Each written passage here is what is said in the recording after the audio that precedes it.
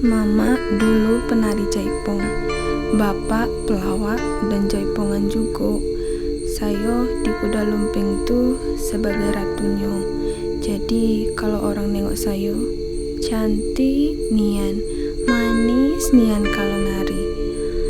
Saya tuh senang nian nari, ditonton banyak orang, dipuji. Nari tuh ungkapan rasa yang ada dalam diri saya. Ngapain tuh nari? Jelas nari tuh haram. Ngapa dak hadroh be? Kau nih kayak wanita malam be, balik malam-malam. Kalau mau jual diri be sekalian. Jangan nanggung-nanggung.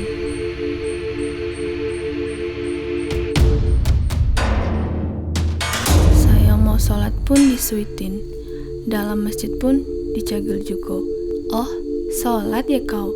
Bisa juga ya kau sholat? Saya pun juga berhak menemui Tuhan saya.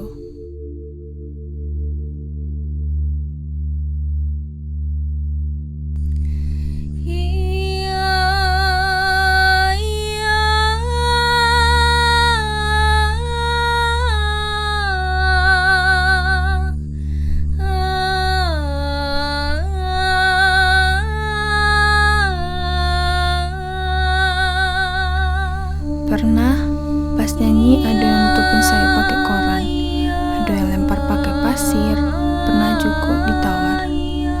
Orang lihat bidoni sebagai perangsang laki-laki saja, ditarik untuk joget sama laki ini, sama laki itu. Kadang disangka jual diri sama orang, padahal saya kan bayar dewek, kayak uang kuliah dan bantu orang tua.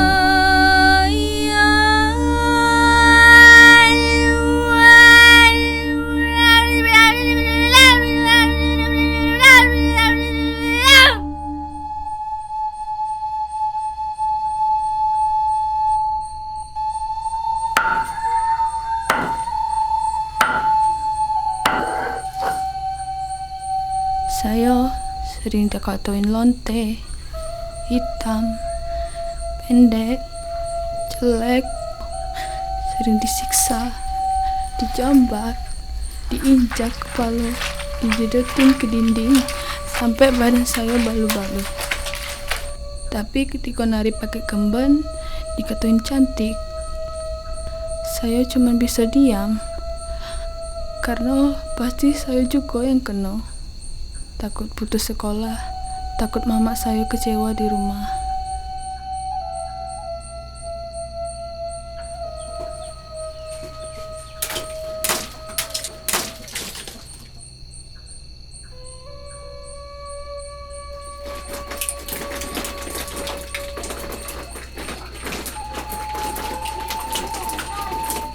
Stres, sedih, nangis, sampai-sampai nak bunuh diri.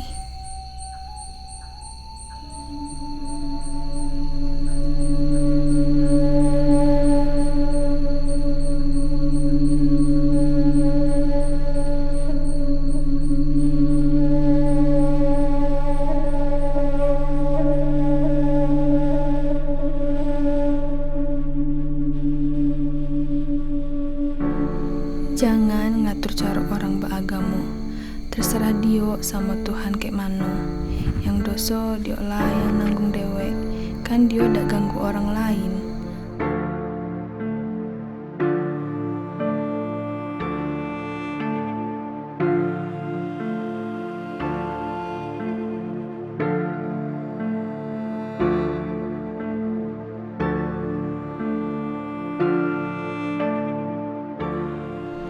Apa salahnya kita hidup untuk saling menjaga, saling menghargai perbedaan sesama. Di mata Tuhan, kita sama.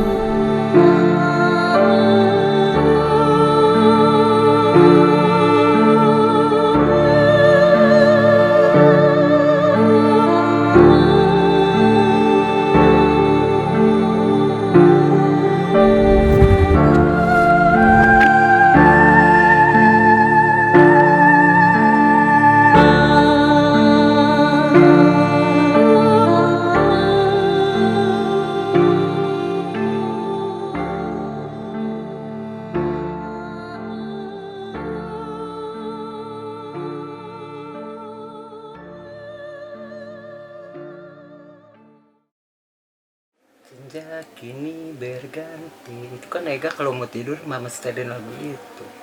Kalau enggak mama nyanyi lagu Elvi. Makanya kadang mama kalau Ega enggak ini mama pengen deh ya wow, pengen ngulang kayak dulu enak gitu. Eganya kecil terus. Iya, nggak gede-gede. Aku Ega, anak Mama Pandan, seorang transpuan yang dibesarkan Mama Pandan dari bayi karena ibu kandung aku kerja dan setelah umur 3 tahun ibu kandung aku meninggal, jadi aku sepenuhnya diurus Mama Pandan. Kalau Mama Pandan selalu ngajarin kita buat menghargai orang gitu, kayak ngargain teman-teman yang berbeda gitu, kayak tante-tante, karena kan Ega dari dulu udah berbaur sama mereka, jadi Ega udah terbiasa dan kita nggak boleh sombong, selalu lihat ke bawah tuh, kita harus bersyukur hidup tuh. Maghrib nih. Maghrib. Kalau Ega ngelihat Mama Pandan tuh kayak ibu kandung pada biasanya ya, kayak cewek gitu, mama, ibu gimana sih, kayak ya udah Ega nggak ada ngelihat beda gitu sih, walaupun mungkin fisiknya beda tapi Ega tetap ngelihatnya ya utuh seorang ibu aja karena kasih sayangnya juga.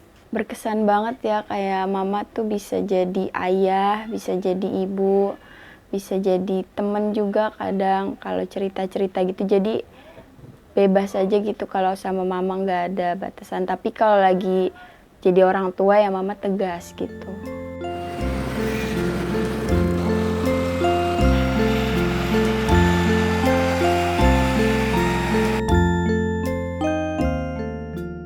Ya Ega bangga banget ya sama mama. Mama bisa jadi apapun yang Ega mau tanpa banyak nuntut Ega buat jadi ini, buat jadi itu. Mama tuh selalu bilang kayak yang baik kamu jalanin, yang gak baik ya kamu tinggalin. Masa depan ya hidup kamu yang jalanin, jadi kamu yang ngerasain.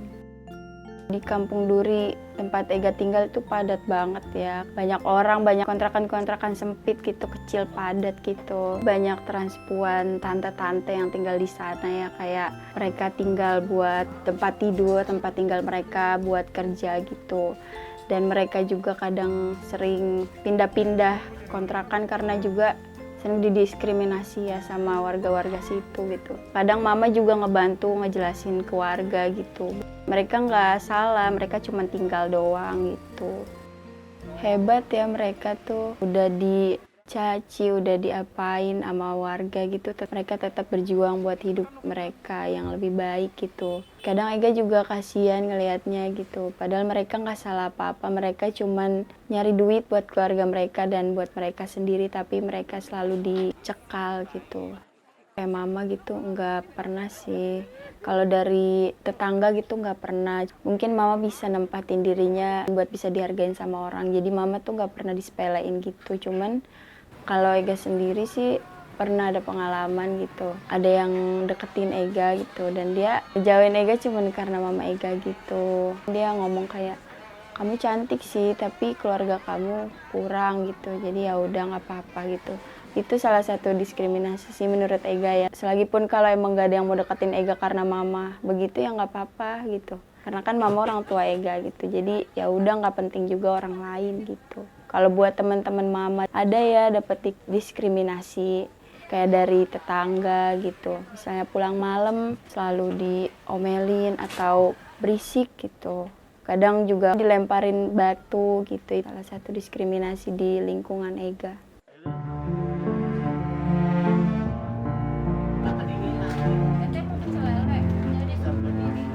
Saat pandemi tuh mama ngebantu transpuan tuh masak ya. Dari pagi sampai malam masak gitu. Ini teman-teman gue jangan sampai ada yang terlantar lah gitu. Mama tuh berkorban banget buat transpuan ya saat pandemi apalagi. Terus kan sempat nggak boleh masakan karena PPKM gitu, lockdown. Dan mama beli sembako banyak banget, terus disatu-satuin gitu dikasih ke tante-tante setiap hari. Sedih banget sih Ega pas mama sakit, apalagi tuh di bulan puasa ya. Apalagi di situ Ega posisinya belum lulus sekolah, belum bisa kerja gitu. Ega ngurus mama gitu. Ya udah harus sembuh pokoknya.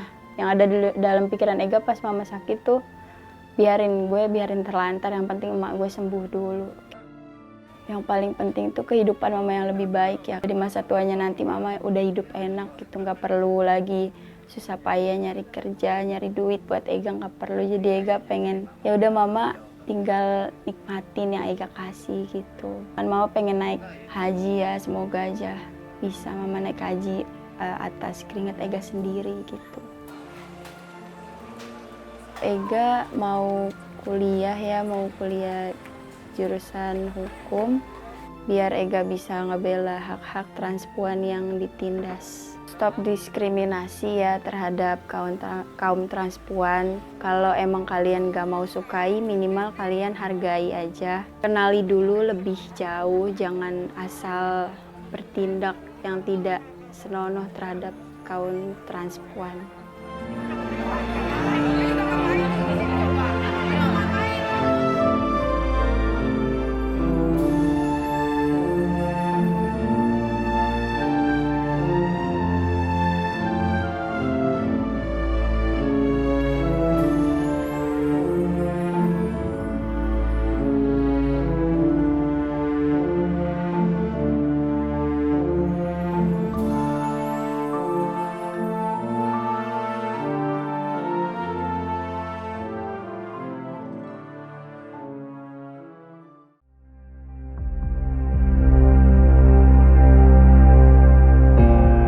Suami dari awal terlibat di dunia terorisme itu saya sebenarnya menolak gitu ya, dengan dakwah tanda kutip ya dakwah ya seperti orang pada umumnya aja ya.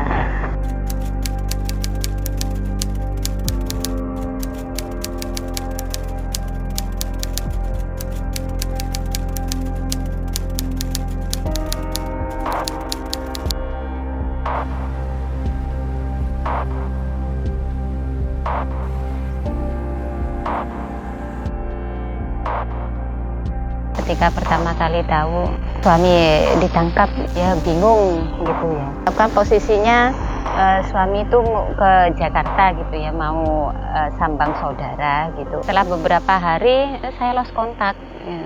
Saya dikasih kabar oleh teman kalau suami ditangkap oleh Densus.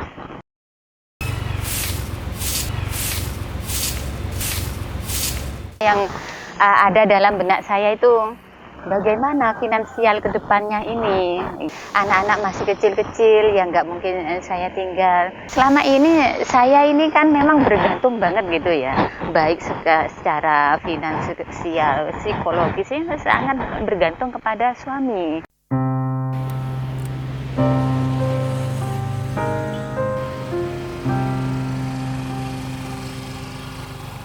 Yang membuat saya kuat itu saya sadar ya, suami ditangkap Densus itu adalah ujian untuk saya, itu yang pertama. Yang kedua, anak-anak itu, kalau nggak kuat siapa yang anak-anak? Saya berpikir masa saya mau begini terus, ya mau tidak mau ya saya harus bangkit. Kalau saya ngedrop, sakit, nanti tambah keadaannya malah tambah nggak karu-karuan, anak-anak gimana. Fokus saya bagaimana anak-anak ini tumbuh kembangnya itu nggak terpengaruh gitu, meskipun artinya nggak ada di sisi mereka.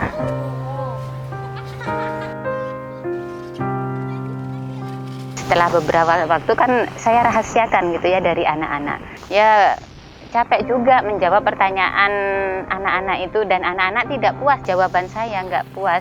Jadi saya ngasih tahu ke mereka kalau artinya di penjara. Anak-anak itu ya alhamdulillah ya menerima gitu.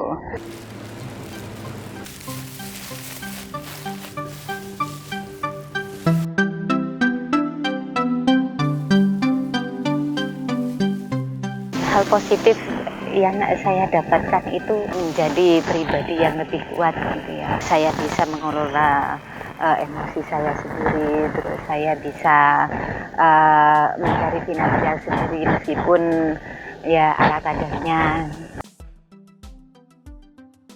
Ketika ditinggal suami di penjara, tidak ada orang yang support saya gitu, menguatkan mental saya, menguatkan hati saya, tidak ada. Dari situlah saya ingin bisa membantu istri Napiter itu, paling tidak saya ngasih support mereka, menguatkan mereka agar ya kuat gitu ya menjalani hidup tanpa suami mereka yang di penjara.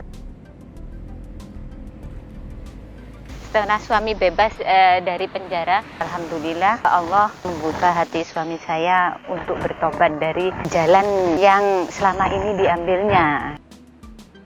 Sejak mulai masuk di penjara itu, sejak saat itu kemudian saya mulai memikirkan ulang. Ternyata apa yang saya lakukan ini hanya mengikuti kemauan saya, maksudnya saya seperti orang yang egois. Akibat dari yang saya lakukan, dampaknya terhadap umat Islam pun yang terjadi adalah negatif. Jadi saya berpikir harus berhenti, ini pasti sesuatu yang salah. Di sisi lain, keluarga justru menjadi korban dari apa yang saya lakukan. Di tahun 2019, mungkin tahun 2020 itu, kisah pengalaman kami ini kemudian juga mendorong kami berdua untuk terjun ke masyarakat, istilahnya membantu untuk memahamkan masyarakat agar istri-istri napiter yang lain atau napiter yang selain saya yang berikutnya bebas itu mereka lebih mudah diterima di masyarakat daripada ketika kami dulu. Dan itu kemudian sebagian difilmkan dan ceritanya kemudian kami dituliskan dalam buku. Nanti yang kembali itu adalah buku kolaborasi dari beberapa penulis, salah satunya saya. Ya, saya yang nulis itu ya tentang bagaimana keterlibatan saya di Probolinggo itu ya untuk mendampingi istri para napiter di Probolinggo.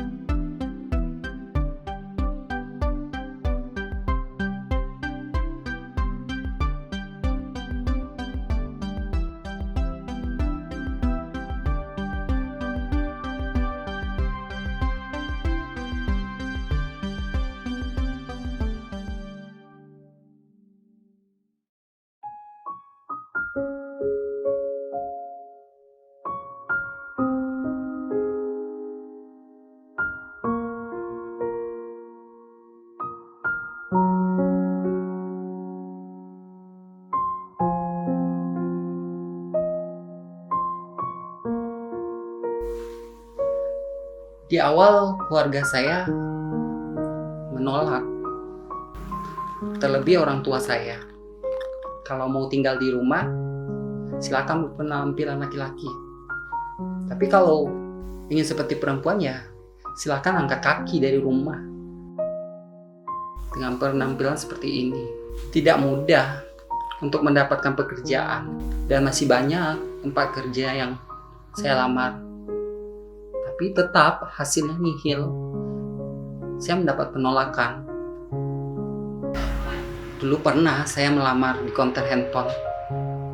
Dan mereka berkata Waria tidak diterima di sini. Ya, karena banyaknya penolakan-penolakan ya saya terpaksa. Awalnya saya diajak teman untuk bekerja di dunia malam. Duitnya banyak. Katanya dapat anak, dapat duit. Awalnya saya menolak. Tapi mau gimana lagi? Kalau nggak kerja ya nggak makan. Aku juga pernah dikasarin, dibilang murahan. Sampai pernah nggak dibayar. Ya banyak stigma, diskriminasi yang saya rasakan.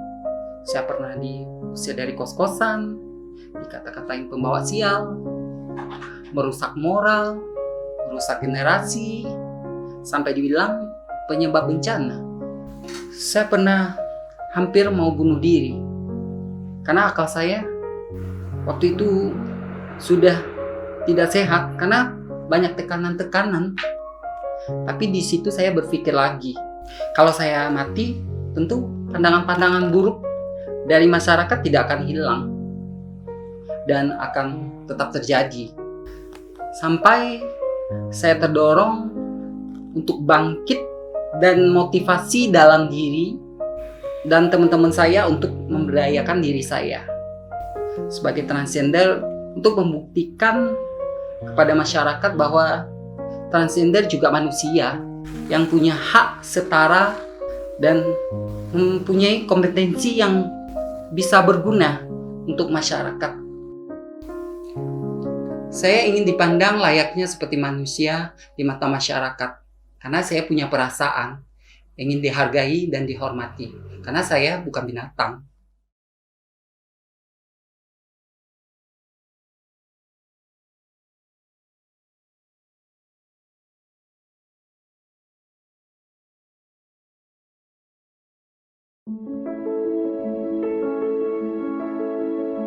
Hendrika Mayora mencetak pencapaian sebagai transpuan pertama yang berhasil menjadi pejabat publik. Halo, nama saya Hendrika Mayora Victoria. Kalian boleh kok memanggil saya Bunda Mayora. Saya seorang transpuan. Saya di Jogja sudah lama ini. Saatnya deh saya harus pulang kampung. Mau mere?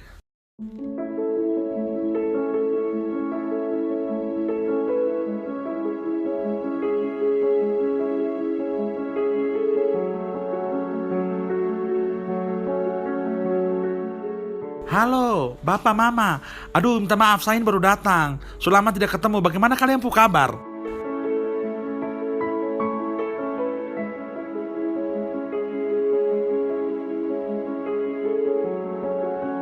Sepertinya ini mereka lupa atau tahu saya atau tidak ya. Tapi mungkin mereka marah ini. Besok baru saya coba lagi ya. Tidak apa-apa.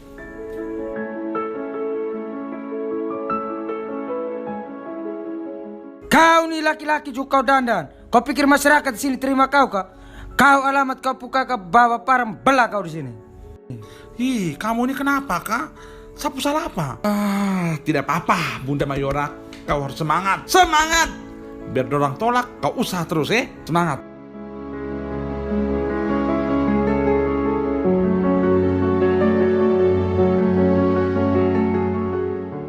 Hei Henry Kelan, kau nih macam perempuan saja pergi gereja juga dandan. Memang saya perempuan, kan saya transpuan, sama-sama puan. Kau malu tidak? Kau nih laki-laki. Dulu berjubah, sekarang kau jadi perempuan, pakai daster lagi. Kau malu tidak? Enggak, kamu ini mau datang berdoa ke gereja atau mau datang menghakimi saya? Sudah tidak apa-apa sudah. Saya ini fokus berdoa. Kalau kamu tidak fokus ya urusan kamu.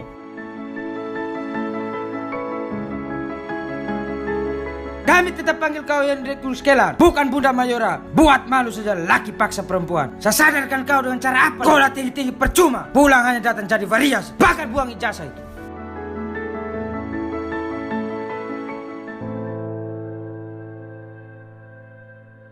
32 tahun adalah waktu yang panjang. Bagaimana saya harus menerima diri saya sebagai seorang yang berbeda menjadi seorang waria.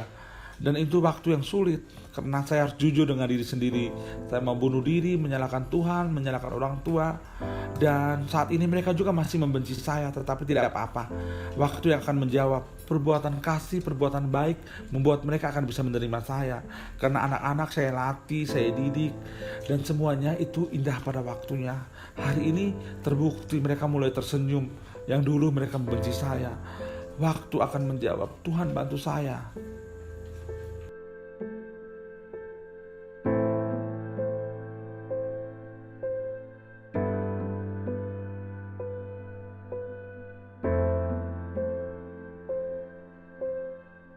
Sebentar lagi akan ada pergantian anggota BPD. Oh iya betul, bagaimana kita usulkan Bunda Mayora? Bagaimana Bapak Ibu? Bunda Mayora, apakah Bunda Mayora mau?